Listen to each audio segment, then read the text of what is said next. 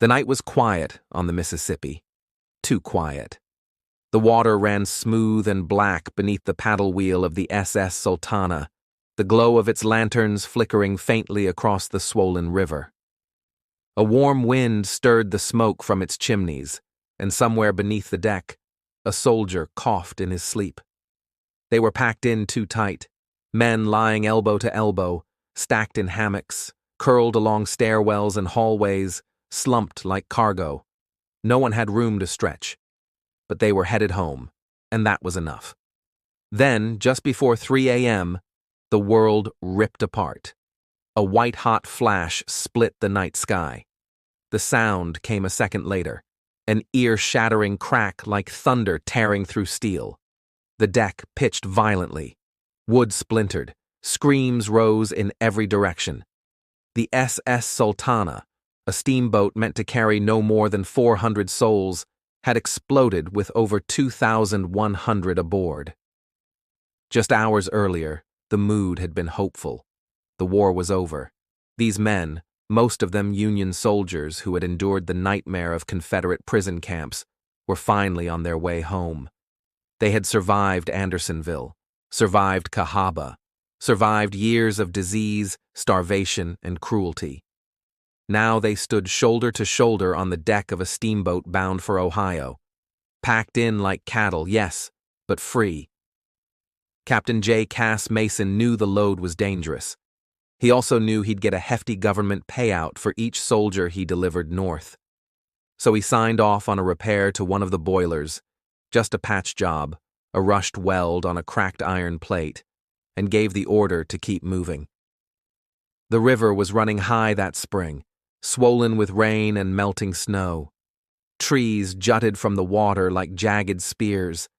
Entire fields were submerged, and the current was fast and unpredictable.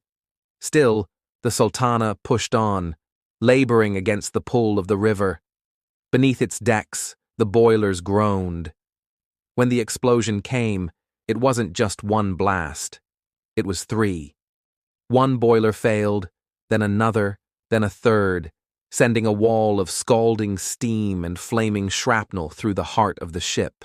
The center of the deck erupted, hurling men into the air, tearing cabins apart, igniting the upper levels in an instant. Those who survived the blast found themselves in flames, or worse, trapped beneath the wreckage.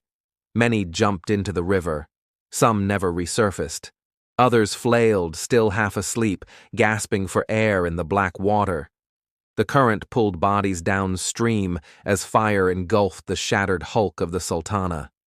Men clung to floating debris, calling out names, brothers, friends, comrades, hoping someone might answer.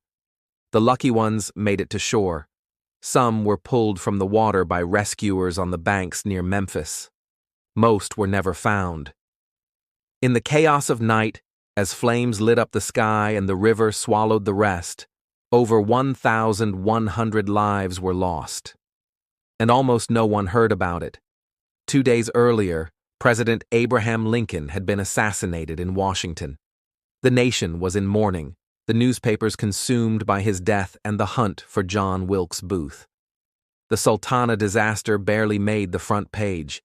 Despite being the deadliest maritime disaster in U.S. history, far worse than the Titanic, it slipped quietly into obscurity.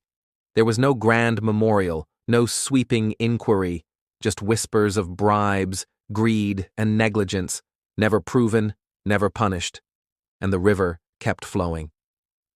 For decades, the wreckage of the SS Sultana sat buried beneath a field just outside Memphis, buried under silt and silence.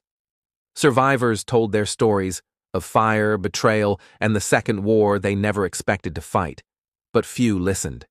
They had survived prison camps only to drown in the shadows of freedom. The tragedy of the Sultana wasn't just in how many died. It was in how easily they were forgotten. Thank you for listening to the Sunken Ledger. Subscribe for more true stories from the depths.